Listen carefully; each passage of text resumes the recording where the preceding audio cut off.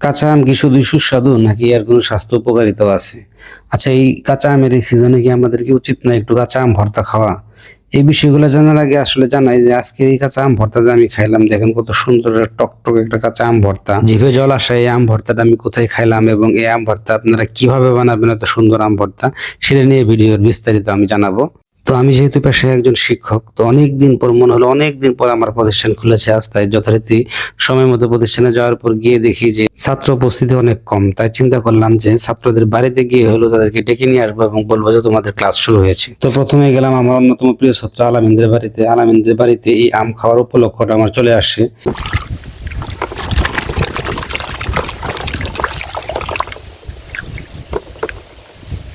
তো প্রথমে আলামিন গাছ থেকে আম পেড়ে নিয়ে আসলো, তারপর সুন্দর করে আমগুলা ধুয়ে টুয়ে আন্টির হাতে দেয়।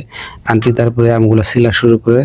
আন্টির যে হাতের কি কাজের যে কি দক্ষতা দেখেন, এই সুন্দর করে আমগুলা প্রত্যেকটা জায়গায় ছিলে এবং তারপরে কুচি কুচি কুচি কুচি করে যে কাটার যে দক্ষতা, এটা আমাদের একদম আম ভর্তা করে খাওয়া যে ট্রেডিশনাল সিস্টেম রয়েছে সেটাকে আমার মনে করিয়ে দিল। এই যে আম ভর্তা আপনারা খাবেন, এতে কিন্তু রয়েছে প্রচুর পরিমাণে ভিটামিন সি, এ এবং বি6, রয়েছে পটাশিয়াম, ম্যাগনেসিয়াম ও লোহা।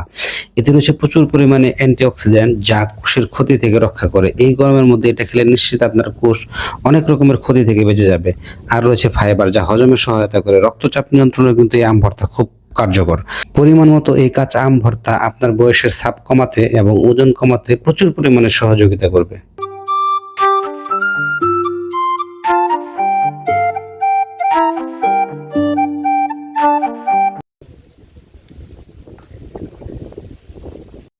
তো আম কুচি কুচি করে কাটা শেষ হয়ে গেলে এরকম শুকনা মরিচ আপনারা ভেঙে নেবেন। শুকনা মরিচ ভাঙার পর তার সাথে আপনারা লবণ মিশাবেন। লবণ মিশিয়ে সেটাকে একটু এরকম ভাবে মাখিয়ে নেবেন। মাখিয়ে নেওয়ার পর সেখানে যারা তেঁতুল দিয়ে খেতে চান, এরকম সুন্দর করে তেঁতুল দিয়ে তারপর আবার একটু মাখিয়ে নেবেন। তেঁতুল দিয়ে মাখিয়ে নেওয়ার পর সর্বশেষ যেটা করবেন, চিনি অথবা গুড় যেটা আপনারা খেতে ভালোবাসেন, চিনি অথবা গুড় দিয়ে সুন্দর করে আরেকটু মাখিয়ে নেওয়ার পর তৈরি হয়ে যাবে এই কাঁচা আম ভর্তা। তারপর চাইলে এটাকে আপনারা হাত দিয়েও খেতে পারেন অথবা আমার মতো চামচ দিয়েও খেতে পারেন।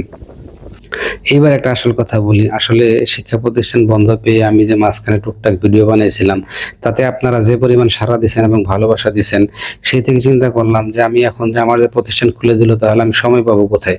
তো এই ছাত্র বাড়িতে বেড়াতে গিয়ে আম ভর্তা দিয়ে একটা ব্লগিং করলাম। এবার আপনারা যদি আমাকে আরো বেশি একটু ভালোবাসা দিয়ে আমার পেজে একটা লাইক এবং আমার চ্যানেলটি একটু সাবস্ক্রাইব করে দিয়ে অথবা আমার এই ভিডিওটি একটু শেয়ার দিয়ে যদি আপনারা আমাকে আরো একটু বেশি ভালোবাসা দেন, তাহলে হয়তো আমার এই কাজটি কন্টিনিউ করে যেতে পারবো এবং আমার যে মূল কাজ, যে শেরপুর জেলার বিভিন্ন দর্শনীয় স্থান নিয়ে আপনাদেরকে বলা, সেই কাজটি আরো সুন্দরভাবে সুচারুভাবে করতে পারবো এবং সময় ম্যানেজ করে নিতে পারবো। তো আজকের মতো যাই, সবাই ভালো থাকবেন। আসসালামু আলাইকুম।